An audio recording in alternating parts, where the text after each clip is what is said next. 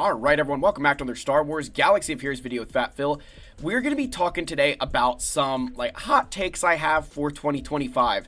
This came up on Three Scoundrels in the Cantina last night, where I was on there with Eggnards, Swag Frog, and Rabid Beaver. We were filling in for the Scoundrels. Logan did join us for a little bit, which was really nice, and then we had, I think it was Cunctator, is that how you say his name?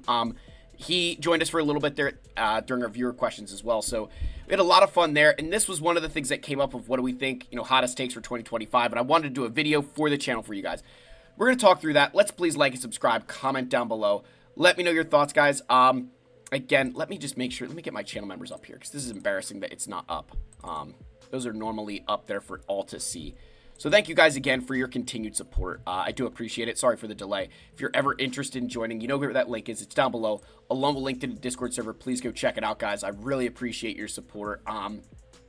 Again, as a channel member, if I'm not live streaming and you want a roster review, you can always just ask me. And a lot of times, too, what I found with, the channel members that they like is I'm available for one-off questions that you don't have to wait for a roster review to ask, who should I Zeta? You know what I mean? So thank you guys again. Let's get into our game here. Let's talk about my hot takes for 2025.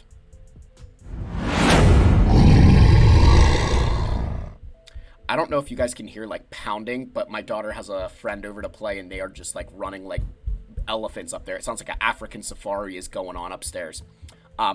Anyway, so the first thing I want to say about 2024.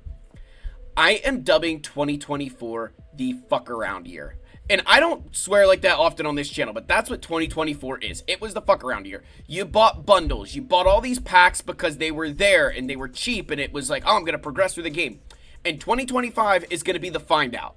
That saying of, the more you fuck around, the more you're going to find out. Well, you're going to find out in 2025. My hot take for 2025 is that a lot of players who've been purchasing these bundles are going to hit a point in 2025 where they come across two things. Either one, realize that they're going to have to continue spending.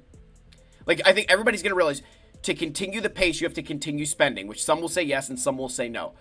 But you're also going to come across the players who spend on not just the light speed bundles, but they do the Relic Ascensions. They do all these little Zeta things and stuff like that. There are players who spend a lot more than you. And those guys getting all that benefit, you're going to come across them more and more. And that's going to be the stuff of where you're going to find out that yes, you bought some bundles and it helped your account, but there's people who are doing more than you that are buying the mods and everything else. So I don't want to sound high and mighty when I say that because I don't say that lightly, but I think a lot of you are in that position of you're going to find out that there is a different class of player who spends money on this game. And it was funny, kind of talking through that with Logan, where we were talking about the hyperdrive with him, and he's like, I don't need Zetas, I don't need Kyrotech, I don't need any of this stuff. The funniest thing though is that he does need this little relic stuff because I don't know that he'd ever opened it. So Logan, if you're watching, frickin' go buy this thing because you do need this gear. But it was very funny hearing him say those things because I think it gives perspective that there's just all these different people in the game that sometimes you don't always see that side of it where it's you guys see that I don't need Kyrotech. I mean, Logan could Relic 9 a new GL tomorrow. That's just, there's levels to it, right? So I do think you're going to, find out in 2025 because you've been growing at an unrealistic pace because of these bundles. You've not been able to keep up with a lot of the changes because of these bundles. And so I think 2025 is going to be this year of finding out for a lot of you. And I want to give a shout to Exonix here, one of my channel members. And what he said was he's kind of, dialing back his Lightspeed bundle stuff because he's like, I bought all these things. I can't Zeta them. I'm not seeing as much value out of it. And I think he, is kind of finding out now that a lot of those things, yes, they're really good, but only if you can use them. So again, I'm not trying to discourage you from doing anything, guys. I'm not trying to be super judgy, a little bit of judgment there. But that I think a lot of you are going to find out in 2025. Because I think 2023, you got them at the tail end. And 2024, it's kind of been continuing. And I think once we get this kind of lull, you'll see crap, I still have so much to do. All right, next, I have a very hot take that we're going to get not one, but two bonus planets. Now, the hotter take one here is that I think we're going to get a bonus. I'd love to get a bonus planet off of Mustafar. When you look at where our bonus planets are, you can get them on day 3 and day 4 right now. So you could say, oh yeah, we could get one for day 2. or we could get one for day 5. And I think day 2 is a lot more likely, simply because most guilds are not touching are not getting into these 5th, planets, right? You're not getting into Malachor, Vandor, and the Ring of Khafreen. Most guilds just aren't there yet. So I'm wondering if they'll try to put it on a planet, off of a planet where it's earlier, like a day 2 planet. And with that, I thought of, what if we got on Mustafar a bonus mission where you need both Supreme Leader Kylo Ren and BDSM Rey, where you're kind of finding the Wayfinder that they use to get to Exegol, and that's the dark side planet that you would end up unlocking would be Exegol. I thought that would be kind of cool. Maybe there's a mission there for Sith Eternal. Try to come up with something that, hey, Sith Eternal, Rey's new, Kylo and Sith Eternal on it aren't. You sold them in Lightspeed bundles, but it would at least keep, my argument there is it could keep some guilds from just rushing there right away. It would still gate it behind some GP, but it would give guilds an opportunity that, hey, Darkside Rey plus Kylo gets us to this bonus zone, go do it.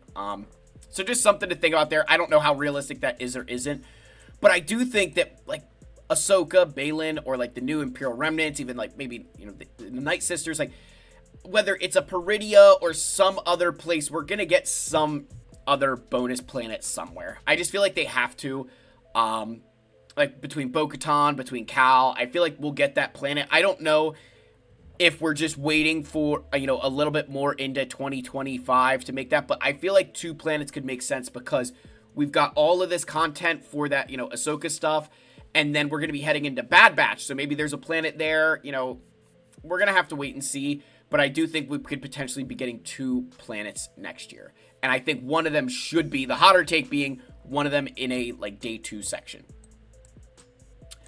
All right, next, we are not going to be getting any new mod levels. I do not think that in 2025 that there'll be any changes to the mod system. A lot of people are wondering, when are we getting 7 dot mods? And whenever I come up with stuff like this and say, hey, I don't think it's going to happen, it's because I try to think through stuff logically. And here's an example. So with mods, when you look at them and you think, oh, could we get 7 dot mods? Well, how do you get to a 6 dot mod, right? Well, you start off with one of these, you get a white mod to start, right? And then you take it to blue, and then green, and then purple, and then you get to gold here, right? The yellow dots. And then you have to take materials here and bring these to, 6 dot. And then to get to, so then you get to 6 dot, and then there's all the levels that you can get to, a mod that's like a 6E mod. Well, if 7 dot mods follow the same criteria, you could only take gold mods to, Relic, to level 7, right? To a 7 dot, they'd have to be a gold mod. But that would completely change the way that we value mods, right? Because, let's go my Kylo. Okay, I could put all 7 dot mods on him. That's not a problem. But this mod on Commander Tano, it's got 5 speed rolls, and the secondaries are trash. So, do I really want to spend all these extra slicing materials to get this up to 7 dot when I'm not going to get any more speed? That's the kind of stuff here that you're going to completely change the way that mods work, because you're just going to be slicing mods that you're not going to get any more speed out of. And you say, oh, well, I'll get other stats. But what about those mods that rolled a bunch of speed but don't really have great stats on them? What are you really supposed to keep going? So that's why I don't think we're going to get 7 dot, is because it would completely change the way that mods get valued. And I would argue, for me, I would be in a much better position than a lot of players where I've tried to value mods that have really good secondary stats. So if that did change, I'm not completely up shit's creek without a paddle. But I think it would completely change the way that mods work in this game and probably do more harm than good if we got a 7 dot mod level. The one thing I think it was Agnards that brought this up, that he was like, well, the other thing that he heard was that if you had all 7 dot mods on a character, you would get a extra bonus, or all 6 dot mods on a character, you'd get a bonus, bonus stats that you'd get, instead of 10% speed, 15, instead of 10% max health, 30 or, 15, whatever it is, right? That you'd get more benefit from the mod sets. I don't know if that would happen either. I mean, I would be okay with that because like I'm in a position where almost all of my characters that are like I'm using a lot of them have all, 6E mods or close to it. So I'm not, like massively concerned if that was to come into the game. Like I would argue as an 11.8 million, I'm probably one of the few players that has the number of 6E mods that I could make that work. Because when I compare my account to a lot of others that are around my GP, I normally outclass them in 6E mods.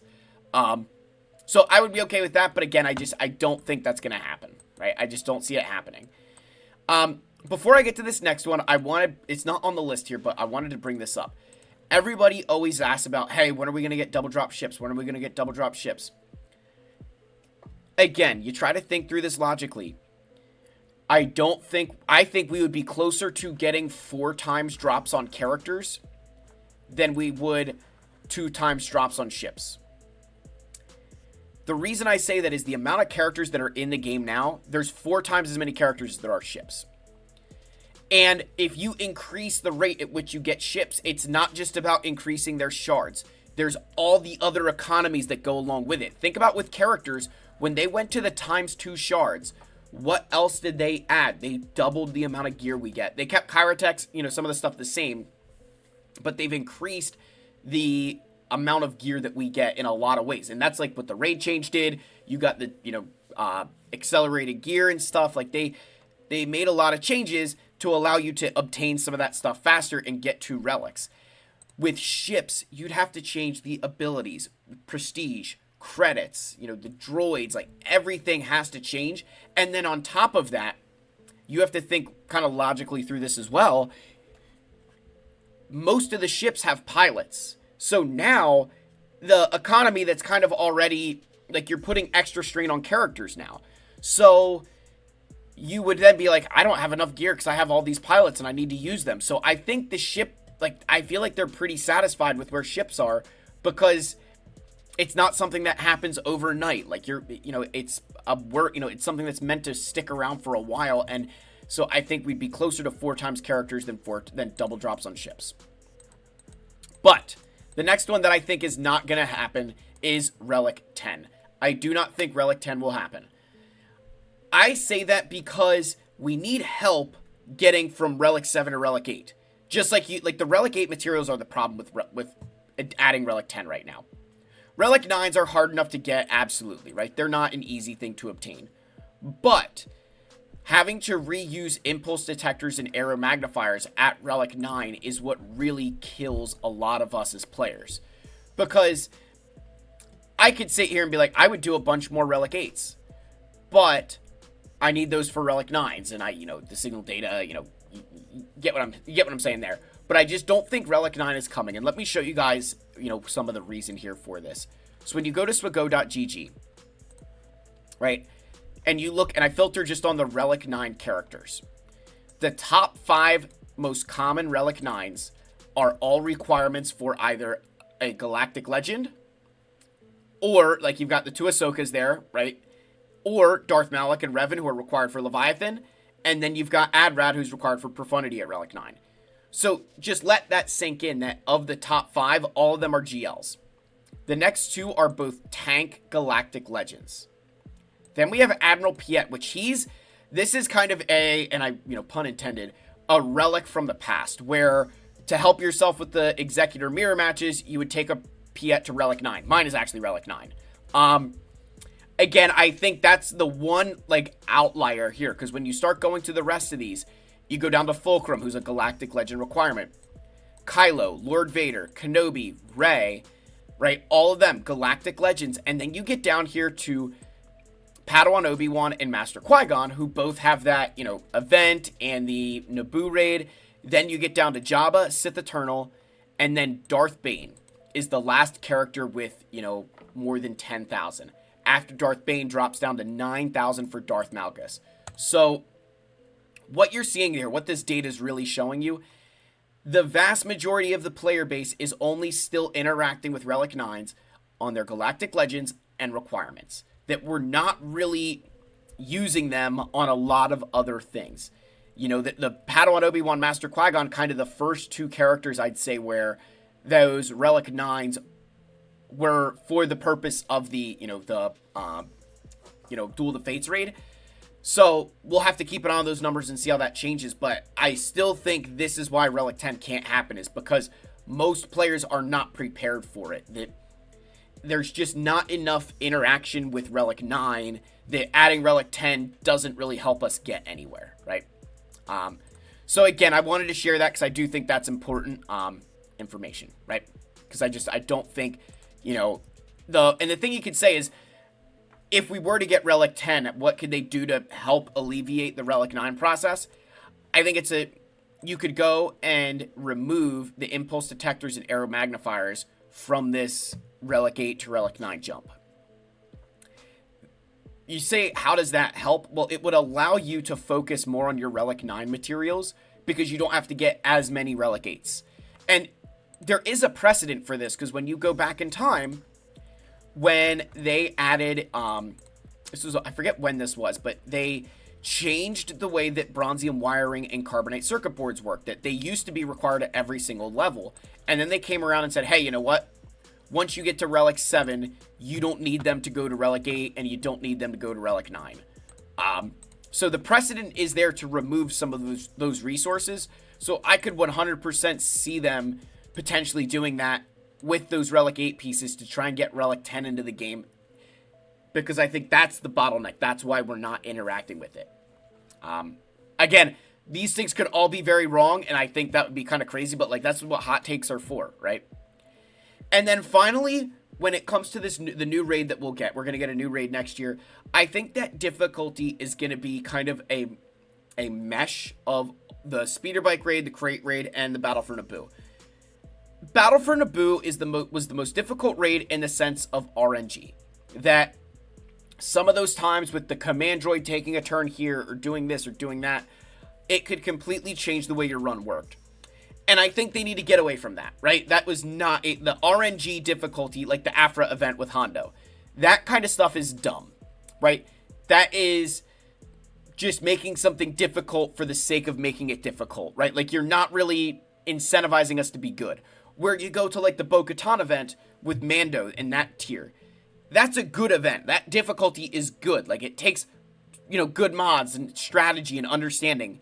And that was what I did like about the speeder bike raid, was there was some very interesting mod choices around, hey, have this much potency and defense and crit avoidance.